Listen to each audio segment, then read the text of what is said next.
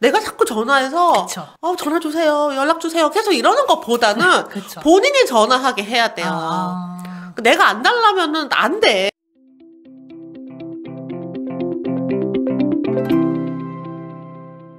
나 이제 처음 낙찰을 받고 네. 바로 연락처 남겨놓고 오셨잖아요. 맞아요. 네, 점유자를 바로 못 만났어요. 네. 연락을 좀 며칠 기다리셨죠. 집으로 오지 말고 연락처를 집에 남기고 오라고 또 얘기해 주셔갖고 네. 사실 제가 시간이 안 됐는데도 수원까지 다시 가느니 처리하고 오는 게 좋겠다 생각해서 차에서 종이 A4용 펜도 어딨나 찾아갖고 전화번호 써갖고 그 집 문 앞에 이렇게 놓고 왔어요. 그래서 저는 바로 막 다음날 연락이 올 줄 알았어요. 한 3, 4일 있다 온 것 같아요. 되게 좀 막 기다렸어요. 연락처를 법원에서 받을 수도 있어요. 이분은 본인이 신청을 했었잖아요. 네. 그런 사람들은 연락처가 다 있죠. 신청할 때. 근데 이제 웬만하면은 가서 연락처를 남겨놓고 오라는 게 약간 연애 밀당하고 비슷하다고 할까? 내가 자꾸 전화해서 그쵸. 전화 주세요, 연락 주세요 계속 이러는 것보다는 그쵸. 본인이 전화하게 해야 돼요. 내가 안 달라면은 안 돼. 그래서 연락처를 남겨놓고 본인이 충분한 시간을 가지고 연락을 하라고 하는 기회를 주는 거예요. 근데 이분이 또 심사숙고를 또 하신 거지. 본인들이 이런저런 생각이 좀 많았던 것 같아요. 맞아. 그래서 전화 주셔갖고 뭐 언제 찾아뵐 테니까 일정 괜찮으시냐 이렇게 조율해서 네, 저희 선생님이시니까 네, 같이 함께 갔습니다. 원래는 다른 데서 만나자고 네. 했는데 집 앞으로 약속을 다시 잡으라고 네. 말씀을 드렸죠. 네.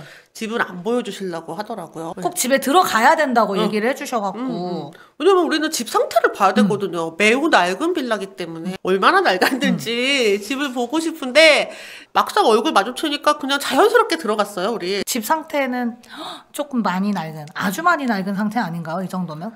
전부 다 수리해야 되죠. 그쵸. 네. 그리고 아저씨분께서 얘기하시길 뭐 베란다에 물이 안 내려간다고 그래서 아래층에 물이 막힌다고. 샌다고. 그리고 막 전기가 어떻게 돼서 뭐 다시 전기를 빼내셨다고. 이게 오래된 빌라다 보니까 전력량이 떨어지면 이 전기를 쓸 때마다 차단기가 네. 딱딱 내려가기도 네. 하거든요. 전기를 따로 끌었었나 봐요.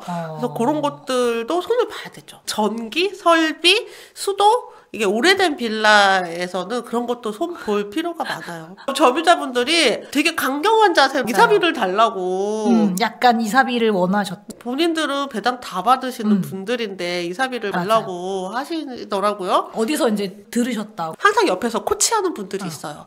본인들의 보증금이 다 우리가 내는 잔금에서 나간다 말씀을 드렸고요. 네. 이분들은 생각을 하시겠죠. 이사를 가셔야 되는 거니까 네. 이제 알아보시고 연락을 주시기로 네, 그렇게 네. 하셨죠. 새삼스럽게 아마 아셨을 거예요. 그 동네가 전세가가 거? 많이 올랐다는 걸 함께 아셔서 그쵸. 그런 왜냐면, 태도를 취하셨을 거라고 생각해요. 너무 오래전에 그 집에 들어가셔서 오래 사신 거잖아요. 굉장히 저렴하게 살고 계시고요. 그 동네를 아마 그 돈으로는 전세를 구하지 못하실 거고 다른 동네로 가거나 아니면은 다른 월세를 내거나 뭐 이런 방법을 선택을 해야 됐을 거죠. 한 집에서 오래 살면 사실 이사가 엄청 어려운 일이잖아요. 맞아요, 그러니까 맞아요. 아마 마음이 불편하셨을 수도 있겠다라는 생각은 좀 들었어요. 전세를 우리가 임대를 놓을 때도 보통은 뭐 2년마다 한 번 전세금을 증액해서 네. 받잖아요. 임차인이 뭐 잘 계시고 네. 나는 신경도 안 쓰고 싶고 그래서 네. 그냥 쭉 놔두는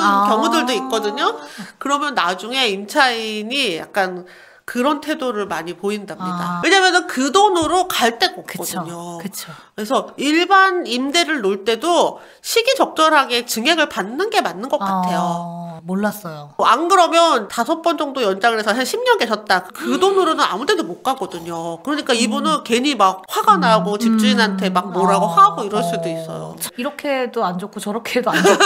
어쩔 수 없이 네. 적당하게 증액하는 게 가장 그냥 무난하다. 나중에 임대를 놓을 때도 그렇죠. 전세가가 계속 오르는 거나 아니면 역전세나 이런 게 항상 문제가 되기는 하는데 전세입자들이 매매를 하는 거에 대한 리스크를 지지 않는 상태에서 전세를 들어가는 거잖아요. 네. 그 리스크 금액이 얼마인지를 시장에서 잘 조절이 되는 것 같아요.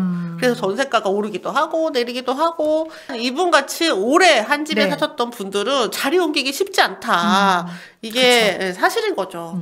그럴 것 같아요. 아저씨 막 소리 지르고 그러셨잖아요. 제가 보니까 표정이 굉장히 얼어 계시던데. 모를까요? 되게 어렵고 되게 불편한 상황이었어요. 그래서 만약에 이런 세입자분을 저 혼자 만났다면 되게 난감했을 것 같아요. 근데 이제 저는 전문가와 같이 했기 때문에 또 마음은 한편으로 좀 편안했어요. 내가 지금 뭘 하지 않아도 전문가분이 옆에서 함께 해주시니까 든든했죠, 사실은. 그러니까 사람과 사람이 보통은 좋게 만나잖아요. 좋은 이유로. 근데 처음부터 경계심을 가지고 만나는 일들이 흔치 않다 보니까 맞아요. 그래서 명도를 어려워하시는 분들이 그쵸. 많아요. 그런 거 뭐 명도 같은 거 되게 어려운 거라고 막 얘기하시는 분들도 있었거든요. 명도가 어렵다기보다는 불편한 거지. 불편한 일을 맞닥뜨려야 되기 때문에. 그쵸. 그래도 저는 함께 이렇게 좀 도와주시는 분이 있고 잘 되겠지. 긍정적인 생각을 우선 가지고 있습니다. 이게 근데 잘 될 수밖에 없는 게 정해져 있어요. 다른 길로 갈 수가 없거든요. 그냥 이분 배당 받고 이사 나가게끔 그쵸. 정해져 있는 거고 날짜가 뭐 며칠 조금 정도가 왔다 왔다 갔다 하는 것 뿐이지 이분이 무슨 말을 하더라도 그게 달라지진 않거든요. 다만 그 말 한마디가 괜히 내 심장에 콕 박혀서 막 이러면은 불편한 건데 그럴 필요가 없어요. 그쵸. 네, 안 어차피 그래도 괜찮아요. 다 해결될 거니까. 그렇죠. 잘 지나갈 거니까. 정해져 있는 길이니까. 그래서 막 유치권 있는 거 이런 거 선택하시는 분들은 그거를 마음의 준비를 단단히 하고 하시는 거고. 사실 명도 첫 만남 하고 나서 아 이렇게 힘든 거를 네. 하는 거에 대해서 어떤 생각을 하실지 내가 다진마무님의 그 마음이 궁금했어요. 아, 함께 하는 사람이 있는 거로 굉장히 든든하고 위안이 되면서 아 이런 사람도 있겠구나. 충분히 언제라도 한 번은 만날 뿐이구나. 그래서 좋은 경험했다라고 생각을 해요. 지금 하는 이 정말 낙찰부터. 긍정의 여신. 낙찰부터. 이게 좀 불편하다 하더라도 한 번 겪고 나면 1000에서 2000 정도는 수익이 난다. 네. 네. 그런 거 생각하면 저는 괜찮다고 생각해요. 그렇게 고생해서 시간 쓰면서 뭐 그거밖에 못 보냐 이렇게 생각할 수도 있겠지만 저는 이 정도면 굉장히 만족스러워요. 제가 하고 있는 이 지금 과정들이 또 공부도 되는 거고 네, 네. 계속 뭐 여기서 멈춰 있는 게 아니라 이걸 하나하나 스텝별로 밟아가면서 올라가면서 좀 더 나중에는 큰 물건들도 하면서 또 원하는 성과로 계속 찾아갈 수 있다는 거에 어떤 한 그 스텝이잖아요. 맞아요. 공부를 하면서 또 돈을 버는 거죠. 참 괜찮지 않을까? 회사도 다니면서 공부하면서 돈 번다라고 얘기하시는 분들도 있잖아요. 네. 저는 되게 좋은 게 본업이 있으시잖아요. 네. 정말 조금만 일하면 되거든요. 시간은 뭐 좀 걸릴지언정 그 절대 시간은 그리 많지 않아요. 점점 줄어들어요. 그쵸? 그러니까 하나 물건 볼 때 처음엔 되게 오래 보고 서치도 많이 했는데 그 시간도 줄어들고 실제 물건 가서 보는 것도 시간이 굉장히 많이 줄어들었어요. 한 5번, 6번이 거본 가는 그 사이에. 정말 실력이 많이 느셨어요. 그러니까 재밌는 거예요. 내가 성장하는 것도 느껴지고 이 한 스텝 다음에 또 어떤 것들을 또 내가 할 수 있을지 그런 좀 기대감도 계속 커지는 것 같아요. 그렇죠. 그래서 이렇게 큰 시간 들이지 않고 큰 노력 들이지 않고 1년에 몇 개만 해도 너무 좋죠. 1년에 한 3개 할 수 있나요? 1년에 3개 뭐 부지런하면 할 수 있죠. 2개 정도는 좀 노멀한가요? 2개 정도는 얼마든지 할 수 있을 것 같고요. 돈이 좀 많으면 더 많이 할 수 있어요. 왜냐면은 돈을 회수해야 한 2개 정도 하는 게 무난하고 좀 있으면? 자본금이 더 있으면 이 물건 하는 동안에 다음 물건 하고 또 이렇게 계속 할 수 있잖아요.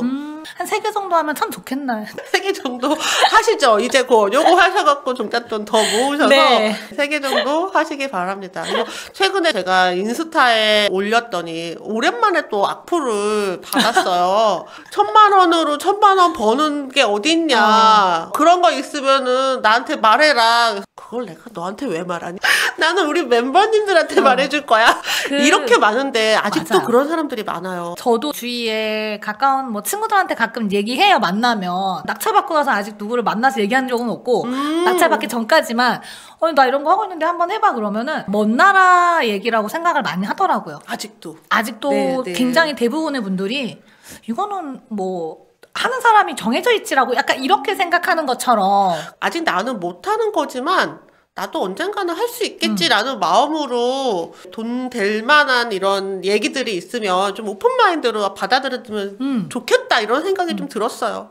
뭐 물론 이거 보시는 분들은 안 그러겠지. 저는 이거 뭐 혹시 문제되는 거 아니야? 라는 얘기를 할까봐 너 위험한 거 아니야? 이런 시선으로 얘기하시는 분들이 있어서 한 선뜻 이렇게 막 얘기를 못 하겠더라고요. 맞아요. 네. 얘기하지 마세요. 그냥 우리끼리 네. 얘기하죠. 이거 좋아하시는 분들하고 네. 이제 잔금을 하기 위해서 네. 대출 자석까지 들어가는데요. 대출 이야기는 잠시 후에 계속할게요.